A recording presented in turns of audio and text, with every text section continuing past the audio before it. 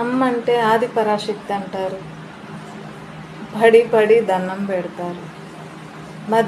మరి అదే ఆది పరాశక్తి ఆడదాని రూపంలో సంచరించినప్పుడు ఆమెకి తెలియని కష్టాలు ఎన్నో మరెన్నో. ప్రతి ఒక్క స్త్రీలో అమ్మ అనేది కొలువు ఉంటుంది.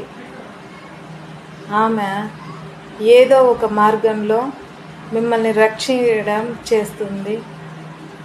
అమ్మవారంటే మన ఇంట్లో తిరిగే అమ్మ కావచ్చు, భార్య కావచ్చు, పిల్లలు కావచ్చు, వాళ్ళే అమ్మవారి రూపం అనేది నా ఉద్దేశం.